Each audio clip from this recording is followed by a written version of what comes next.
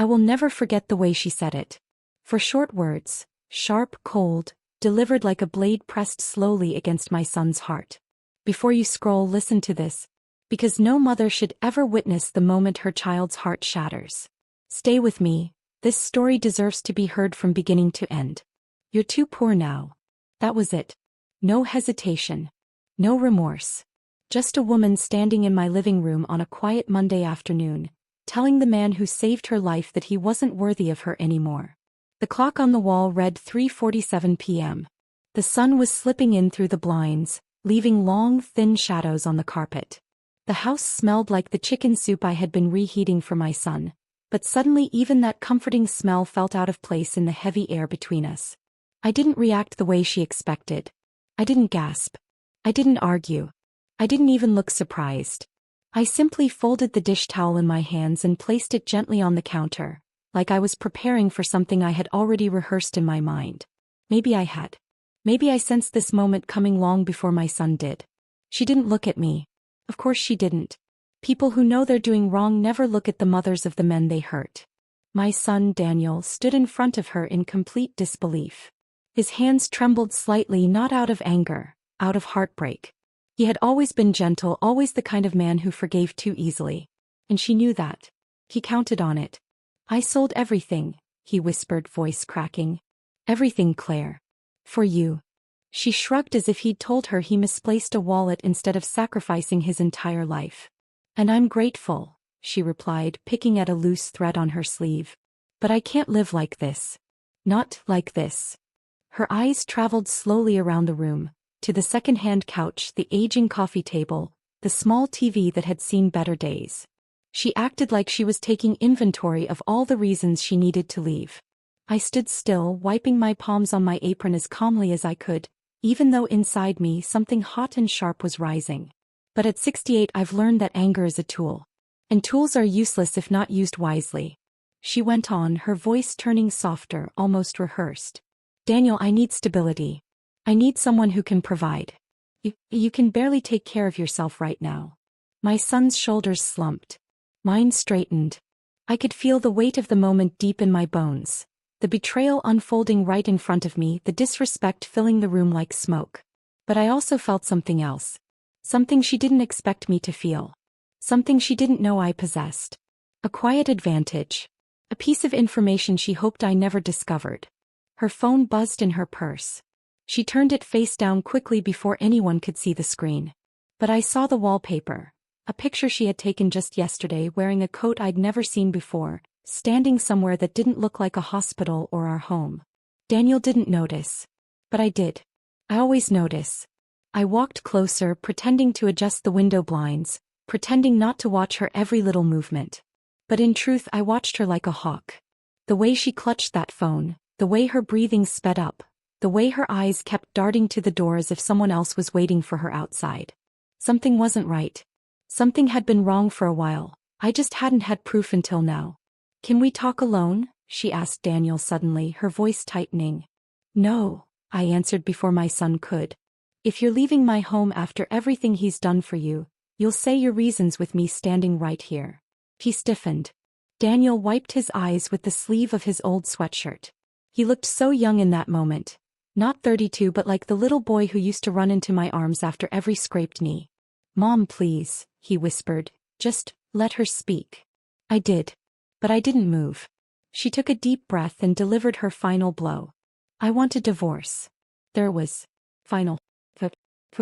Not even a pause long enough for breath or grace or dignity. Daniel blinked hard, his face turning pale. A divorce? Claire, we just got through the worst part of your treatment. You just got better. She avoided his eyes. Yes, and now I want a different life. A different life. Those 3 words echoed in my mind like a warning bell. I noticed her shoes, brand new. Her jacket, expensive. Her nails, freshly done. Her purse, not the one Daniel bought her years ago. A much fancier brand. But she claimed we were too poor. Then there was her hair, colored, styled, cared for. Something she didn't have money for, yet somehow still managed to maintain. I saw these things. She didn't know that I noticed. That was my advantage. While she talked, I kept folding the same towel over and over, grounding myself, keeping my reactions measured. In my silence, she mistook me for weak, passive, harmless. She had no idea that silence from an older woman is rarely weakness. Silence is strategy. I could feel the shift in the room, the moment she realized no words would soften what she had done. She picked up her purse quickly, her movements rushed and guilty. "I'm going to pack my things," she said, stepping toward the hallway. She didn't know I had been in her room earlier that day, simply tidying as any mother would. I had seen things she assumed I wouldn't understand. A receipt tucked inside her drawer. From a place she claimed she'd never been. A date that didn't match her hospital schedule. A message on a sticky note with a name I didn't recognize. And a small booklet, something she hid under the mattress, filled with scribbles and amounts and names of people she said she never met. She walked fast, her heels clicking against the old wooden floor. Daniel followed her, begging her to reconsider, begging her to explain. I didn't follow. I let them go. Some conversations belonged to the people directly in them. Instead, I stood at the doorway of the kitchen, watching her shadow move across the hallway as she packed her clothes with hands that trembled just slightly. I wasn't the only one who noticed. Our dog Maggie, an old gray-faced Labrador, lifted her head from her bed and watched Claire with narrowed eyes. This dog never growls, but that day she did. A low, quiet sound like her instinct knew something wasn't right long before we did. Claire glared at the dog nervously, then zipped up her suitcase. She wasn't as composed as she pretended. Her movements were hurried. Sloppy. Guilty. When she returned to the living room, suitcase in hand, the air felt colder. Daniel said softly, "Where will you go?" She hesitated, too long of a pause to sound truthful. "A friend's place." I almost smiled. Almost. Because I already knew which friend she meant, and it wasn't the innocent type of friendship. Her phone buzzed again. This time she didn't check it. Her fingers tightened around the handle of her suitcase. She walked toward the front door and I stepped into her path gently but firmly. "Claire," I said, my voice low and even, "who paid for your new phone?" She froze. Just for a second. But it was enough. Enough to confirm what I needed. Enough to tell me there was more she didn't want us to know. Enough to light the first spark of the plan forming quietly in the back of my mind. She didn't answer. She couldn't. She simply said, "I don't owe you any explanations," then stepped around me and opened the door. Outside, a car I didn't recognize was waiting. Someone was inside. A silhouette. A man's shape. Daniel didn't notice. But I did. Claire hesitated at the door and looked back at me for the first time that day. Her expression wasn't anger. It wasn't shame. It was fear. A deep, flickering fear she tried to hide. She knew I knew something. She just didn't know how much. She pulled her suitcase behind her, the wheels scraping against the concrete, and as she stepped into that waiting car, she kept her gaze locked on me. I didn't blink. I didn't look away. I wanted her to know, really know, that this wasn't over. Not by a long shot. Daniel called after her, his voice breaking. "Claire, please." But she didn't turn back. The car door shut. The engine started. And she disappeared down the road without a single backward glance. I closed the front door slowly, locking it with deliberate calm, even though my hands trembled slightly. Daniel collapsed onto the couch, his sobs quiet and raw. I sat beside him, placing my hand on his back, letting him cry without rushing him. I didn't speak. I didn't push. I simply let the moment settle the way painful truths always do. But inside me, a storm was forming. Not loud. Not violent. Clear. Focused. Because while they thought I was just an old woman in an apron folding towels and reheating soup, I had already seen enough to know exactly where to start digging. And she had already given me more than enough reason to dig. I waited until Daniel's breathing steadied. Then I walked quietly to the window and watched the direction her car had gone. I whispered to myself almost calmly, "This isn't finished." And I meant it. I stood by that window longer than I realized, staring into the quiet street where her car had disappeared. My breath left small patches of fog on the glass, fading quickly in the cool evening air. The living room lamp hummed softly behind me, its warm glow settling over Daniel as he slept curled up on the couch, exhausted by heartbreak. I had whispered that final promise, "This isn't finished." But I didn't yet know how soon life would make me prove it. The house had just begun to settle into that deep, heavy silence that comes after a storm when something unexpected broke it. A sudden, sharp knock on the front door. Not a hesitant tap. A firm, deliberate knock. The kind that makes your stomach tighten before your mind catches up. For a moment I didn't move. I thought maybe I imagined it. Maybe grief had twisted the ordinary sounds of the night into something else. But then it came again, 3 hard raps that echoed down the hallway and pulled me out of my stillness. I glanced at Daniel. He didn't stir. His eyes were swollen, his breathing uneven. He needed rest. I couldn't let anyone, especially not Claire, disturb him tonight. So I walked quietly toward the door, my hand brushing the wooden frame as I made my way through the dimly lit hallway. I could feel my heartbeat in my fingertips. Something in me already sensed this wasn't a neighbor or a delivery driver or anyone ordinary. Something about the knock had a rhythm, confident, purposeful. When I opened the door, the cool night air slipped inside first, brushing against my cheeks. Then I saw him.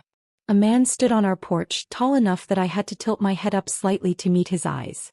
He wore a dark jacket zipped to the collar, and his hands held a folder pressed tightly against his chest, as if he had spent the entire drive rehearsing what he was about to say. His expression wasn't aggressive, yet it wasn't comforting either. It was the face of someone carrying information heavier than anything he wanted to deliver. "Mrs. Willis?" he asked softly. I didn't answer right away.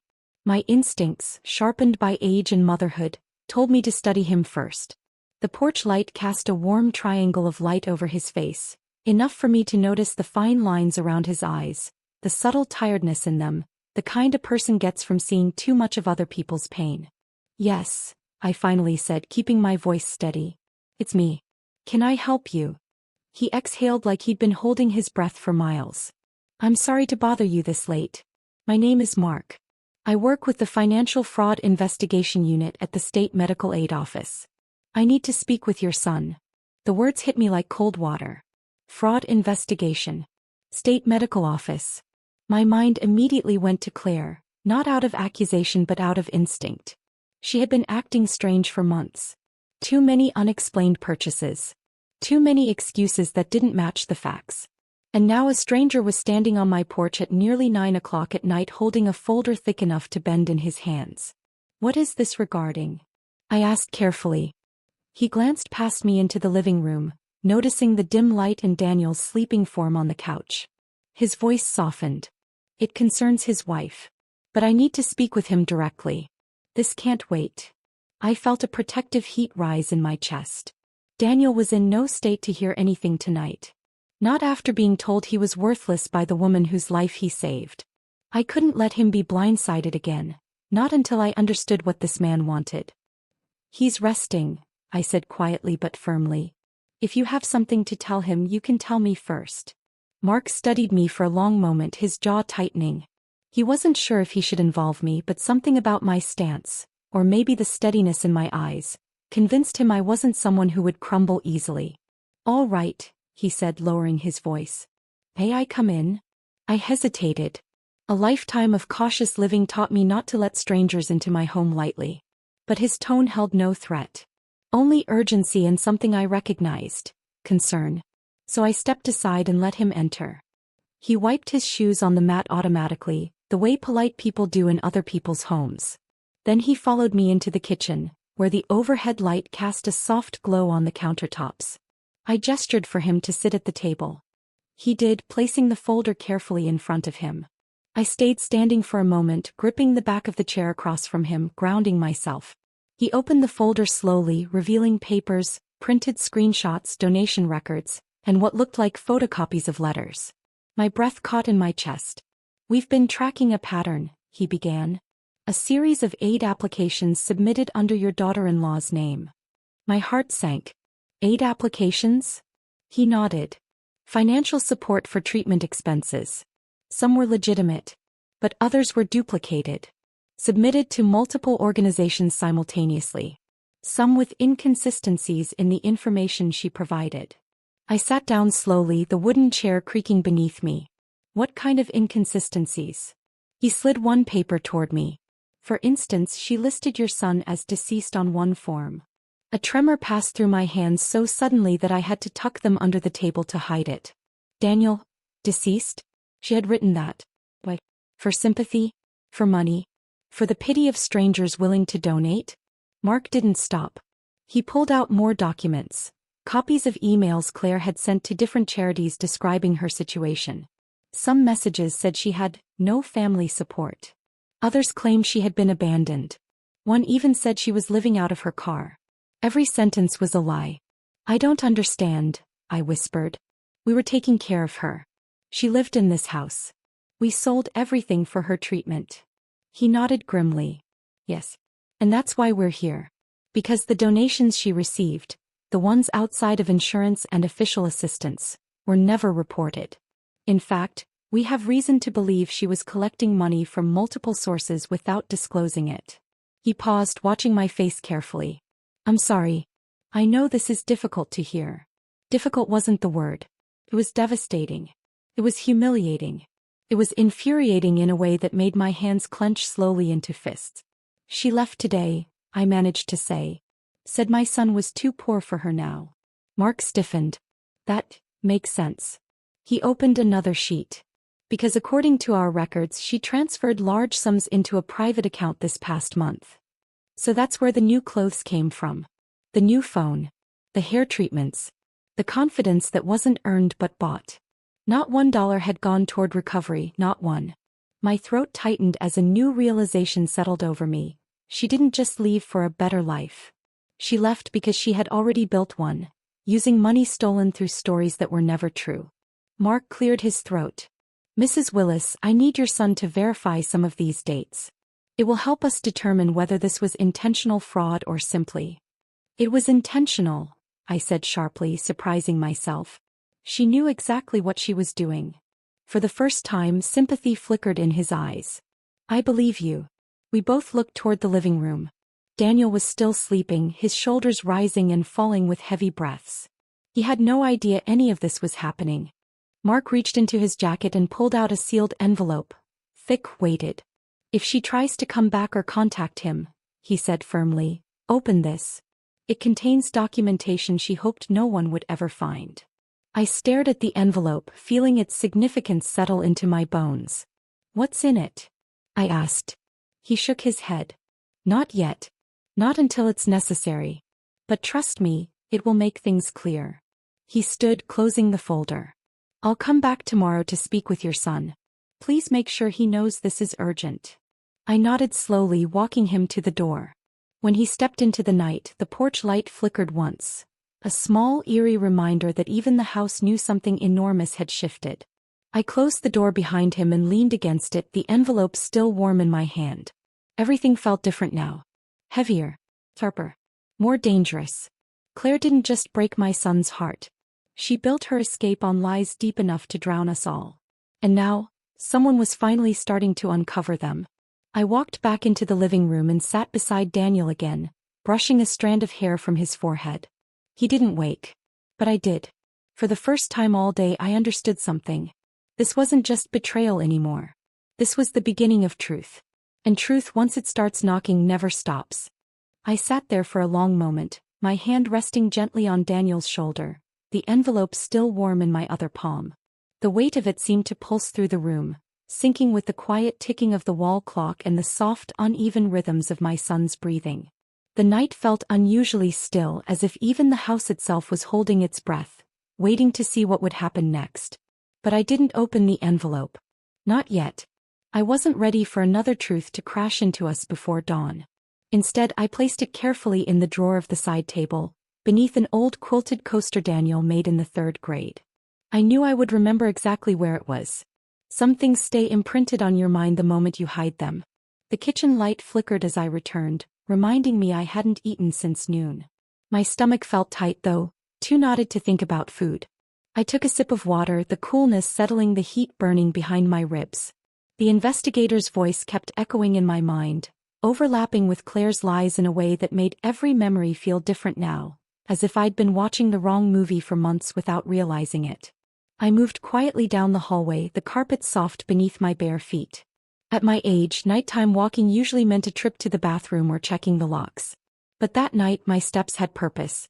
I passed Daniel's room and paused at the half-open door of the guest room, the room she had slept in, decorated in soft colors she claimed soothed her during treatment. Moonlight spilled through the curtains in a pale stripe, stretching across the bedspread and touching the edge of her nightstand. I turned on the lamp. Its warm glow filled the room, revealing details I had missed before, or maybe refused to see. Her pillow was slightly dented on one side, a shape that suggested restless sleep.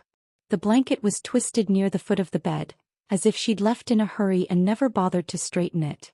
The air smelled faintly of lavender, her lotion the one she used to say she couldn't afford. I walked to the nightstand and pulled open the drawer slowly. Inside I found a few loose hair ties, a lip balm, a small sticky note with a grocery list. Nothing unusual at first glance. But the grocery list had something strange. 2 items circled with a pen I didn't recognize: protein bars and bottled green tea. He hated both. She always said they tasted too clinical. Then, tucked beneath the pad of paper, I found a folded receipt. My hands tingled as I opened it. It wasn't from any store in our town. It was from a cafe near the city hospital, dated 3 weeks ago. She told Daniel she had been too sick to leave the house that week. Too weak to walk. Yet she had purchased 2 sandwiches and a drink. For herself? Or someone else? I placed the receipt on the bed and inhaled slowly. This wasn't proof of anything yet, but it was a thread, small, thin, waiting to be pulled. I opened the closet next. Most of her clothes were still there, hanging neatly. That surprised me. If she truly planned to walk out for good, why leave so much behind? Her sweaters, dresses, coats. Too many things for a woman supposedly starting a new life at a friend's place. I touched the sleeve of her navy cardigan, feeling the soft fabric between my fingers. It still smelled faintly of her perfume, something floral but sharp underneath, something expensive for someone claiming financial desperation. I reached up to the top shelf, sliding my hand toward the back.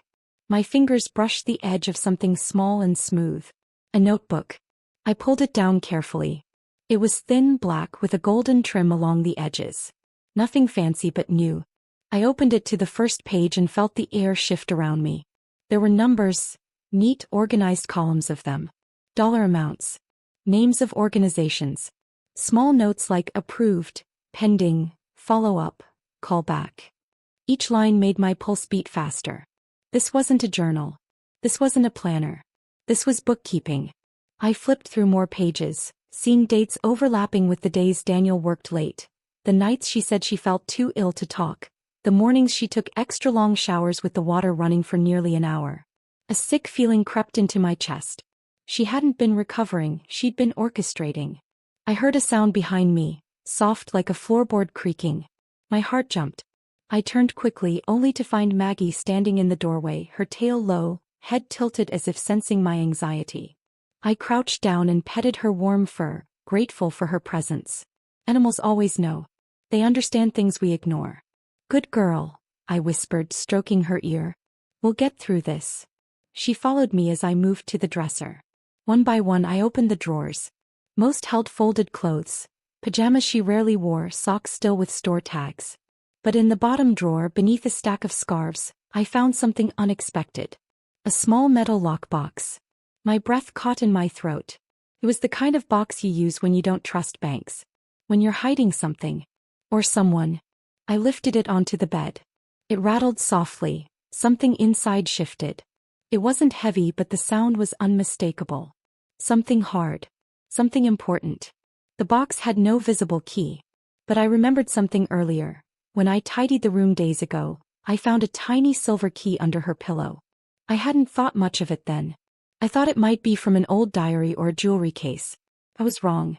I opened the small dish on her nightstand where I'd placed the key. It fit perfectly. The moment the lock clicked open, something inside me tightened.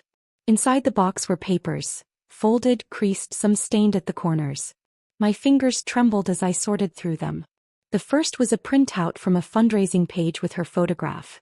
But the story written there wasn't the story she told us. She claimed she'd been abandoned, left with no one to care for her. She wrote about sleeping in a friend's spare room, fighting to survive on her own. The next was a letter from a local charity thanking her for sharing her journey at an event she supposedly never attended. Then a bank slip from an account Daniel didn't know existed, depositing a large sum 2 months ago. I felt anger burning through my chest, but beneath that anger was something deeper. Hurt. Betrayal. A crack in the foundation of everything we thought we were doing for her. But the most damning paper was the last one. A photocopy of a form that listed her marital status as separated. Dated during the time Daniel was selling his tools and personal belongings to pay for her treatment. She had been preparing to leave long before today. I sat on the edge of the bed, the papers spread across my lap, the notebook beside me, the lockbox open like a wound. My eyes burned, not from tears but from the strain of holding them back. I needed clarity, not emotion. As I gathered the papers back into the box, a knock startled me again, softer this time from inside the house. Daniel stood at the doorway, rubbing his eyes, his hair messy from sleep. "Mom?" he murmured, confused. "What are you doing?" I closed the lid of the box slowly. Not to hide it, but because the moment wasn't right yet. "Just checking the room," I said gently. "Go back to sleep, sweetheart. You need rest."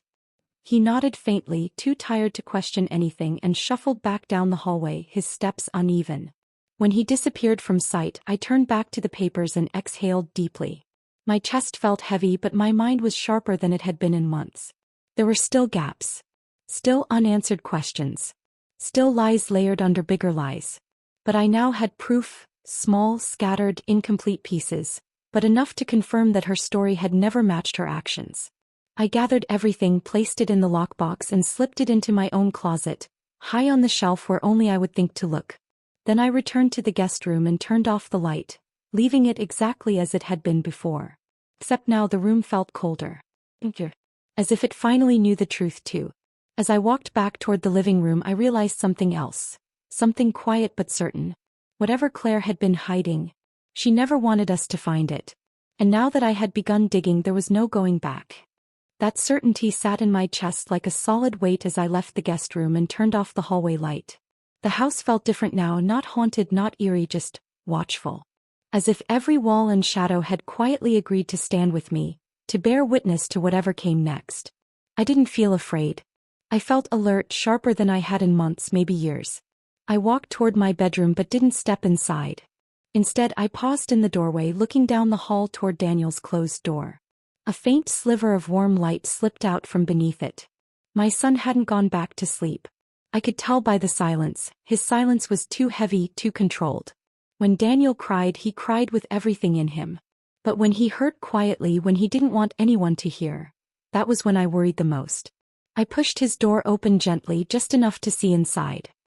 He sat on the edge of his bed, elbows on his knees, fingers laced together so tightly his knuckles were white. The lamp beside him cast a soft glow over his tired face, highlighting the shadows under his eyes. "Mom," he whispered without looking up. "Why are you still awake?" I stepped into the room and closed the door behind me. "I could ask you the same thing." He didn't smile. His eyes stayed fixed on the floor.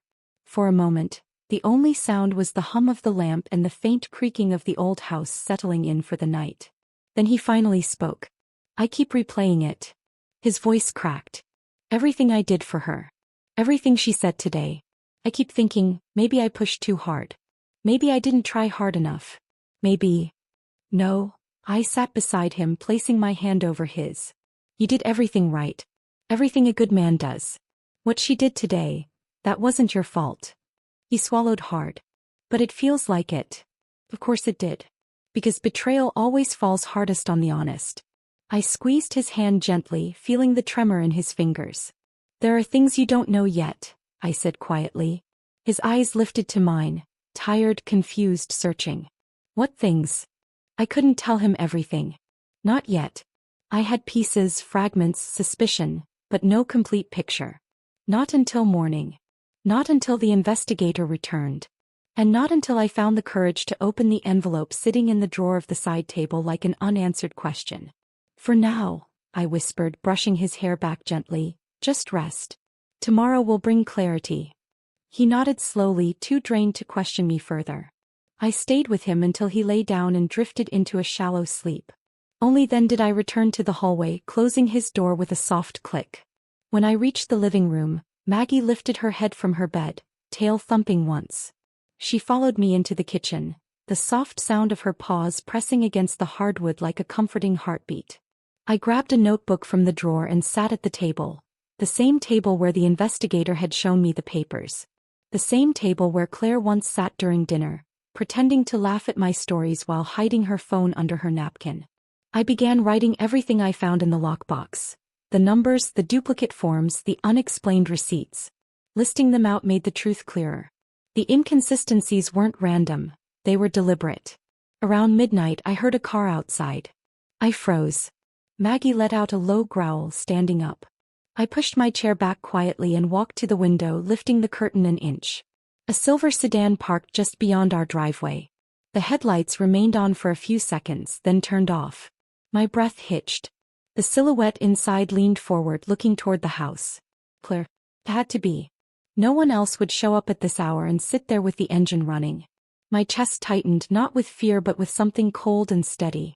She wasn't here for closure. She wasn't here for Daniel. She was here because she knew. She knew someone had started digging. The car door didn't open. After a minute, the engine revved, and the sedan drove away slowly, disappearing into the darkness. I let the curtain drop and stepped back, exhaling a long, shaky breath. She's spiraling, I murmured to Maggie. And spiraling people make mistakes. The next morning arrived with a gray, heavy sky. Daniel was already awake, sitting at the kitchen table with a cup of coffee untouched in front of him. He looked up when I entered, offering a tired half-smile. Before I could respond, there was another knock at the door. Firm, steady. My heartbeat quickened. I opened it to find Mark, the investigator, standing there with the same folder tucked under his arm and a fresh urgency in his expression. "Is your son awake?" he asked. "Yes," I said. "Come in." He stepped inside, greeting Daniel with a respectful nod. "I'm sorry to interrupt your morning, but we need to verify a few things." Daniel straightened. "About Claire?" "Yes." Mark opened the folder and laid out several sheets on the table. "We've uncovered additional discrepancies. We need to confirm her whereabouts during certain dates." As he talked, I watched Daniel's face shift from confusion to disbelief to a quiet, simmering anger I had never seen in him before. He looked at the documents, forms she signed, messages she wrote, money she accepted without reporting. "She said she needed help," Daniel whispered, voice trembling. "She told me we had no choice. That we'd drown in debt if we didn't sell everything." Mark nodded sympathetically. "She may have told you that, but the truth is, she received more than enough assistance. She simply hid it." I placed my hand on Daniel's back. The pain in his eyes wasn't just heartbreak now. It was humiliation. Betrayal layered over betrayal. Then Mark lowered his voice. "There's another matter. A donor came forward last night with concerns. He said she contacted him again, asking for additional money." My head snapped up. "Last night?" Mark nodded. "Yes. Sometime after she left your home." My breath quickened. The silver sedan. The headlights. The way she stared at our house. Daniel clenched his jaw. "What happens now?" "For now," Mark said gently, "we continue building the case. These actions have consequences." Even so, he didn't reveal everything. I saw it in the way he paused before turning each page, how his eyes avoided mine when he mentioned certain dates. He wasn't hiding the truth, he was waiting for the right moment to reveal it. When he finally left, promising updates soon, Daniel sat at the table for a long time, staring at the spot where the papers had been. I sat with him silently, knowing he needed space but also knowing he needed me close. That afternoon, the first ripple of her downfall appeared. A neighbor, Mrs. Hawkins, walked up our driveway with an envelope in her hand. She looked unsettled, glancing over her shoulder as if afraid to be seen. I thought you should know," she whispered, handing it to me. "People are talking. Something happened at the clinic. And that woman, your daughter-in-law, she showed up there yelling." Inside the envelope was a printed community alert. Warning signs of donation scams. A list of recent cases being reviewed.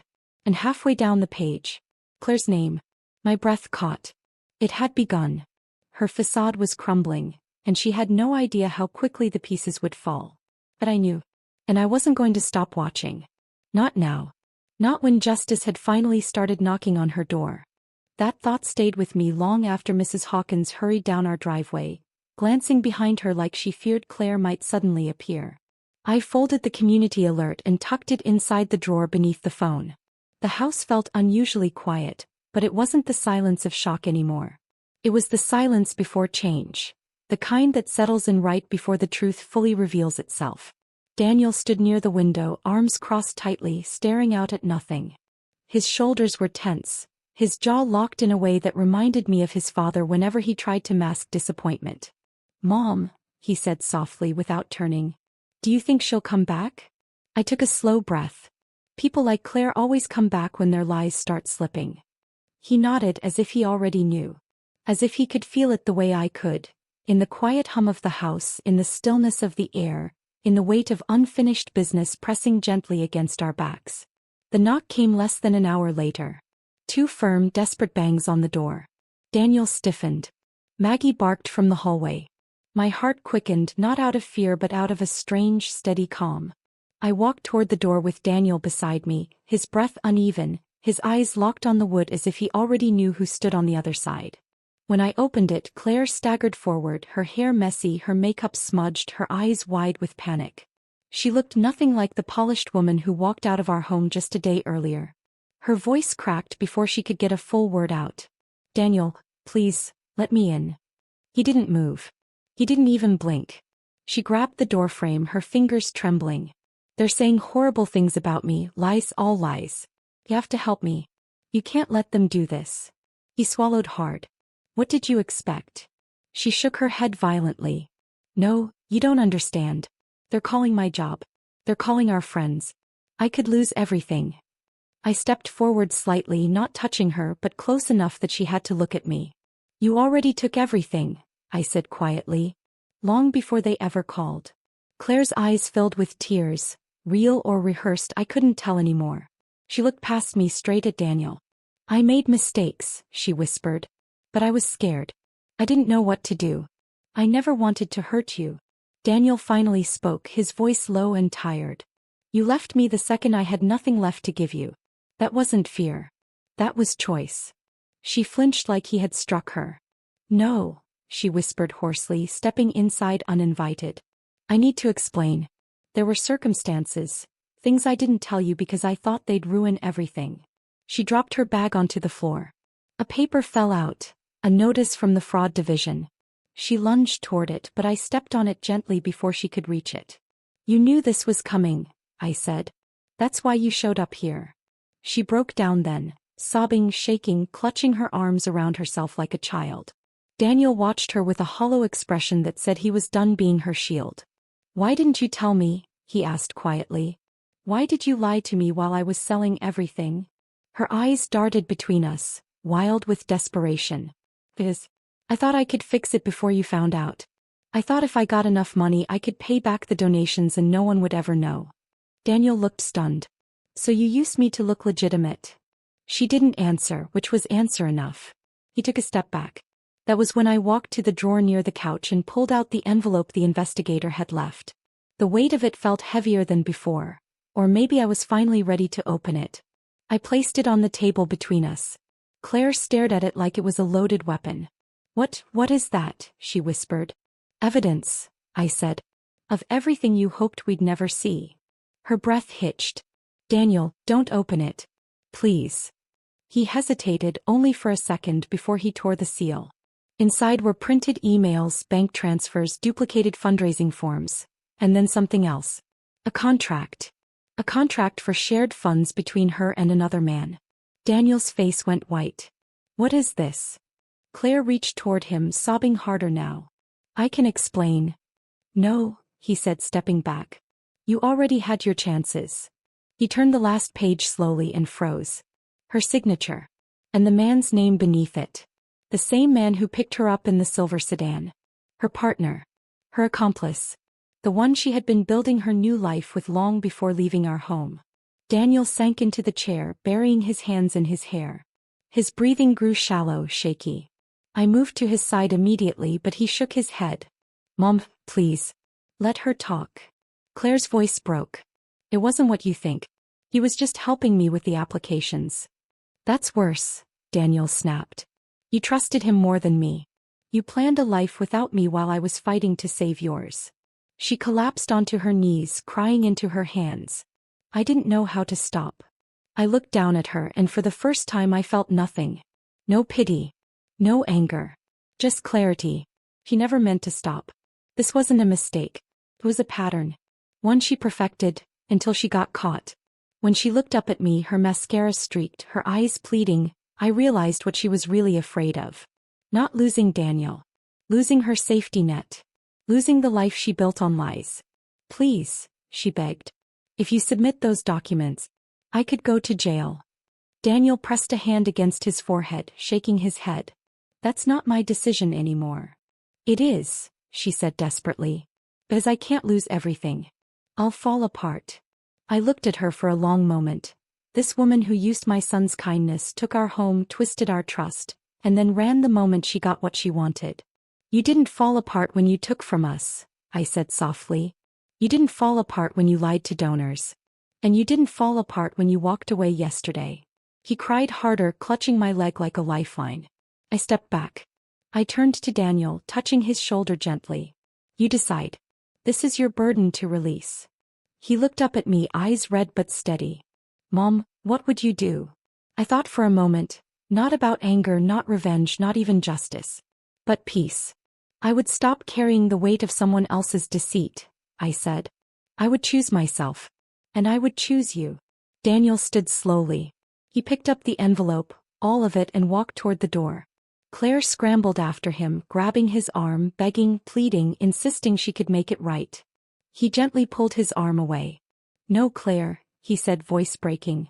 You made your choice. Now I'm making mine. He opened the door, stepped outside, and placed the envelope on the porch railing where the investigator could retrieve it. Then he came back inside and closed the door on her outstretched hand. On her screams. On her excuses. On her last chance. She sank to the porch floor, sobbing, but Daniel didn't turn back. He stood in the living room, shaking, until I wrapped my arms around him the way I used to when he was small. I'm so sorry, he whispered. You have nothing to be sorry for, I said softly. Pain changes us. But it doesn't have to break us. He rested his head on my shoulder. The house felt different, lighter. Like it had finally exhaled. Later that evening, when the investigator arrived to collect the documents, Daniel handed them over without a word. Mark nodded, understanding more than he said, and promised to keep us updated. When the door closed behind him, Daniel slumped onto the couch, exhausted. I sat beside him, holding his hand. Mama, he asked quietly, will this pain ever go away? Yes, I said. When truth finally settles where it belongs. He closed his eyes. And for the first time since all of this began, I felt peace settle across my chest, warm, gentle, earned. We had survived the storm. We had chosen ourselves.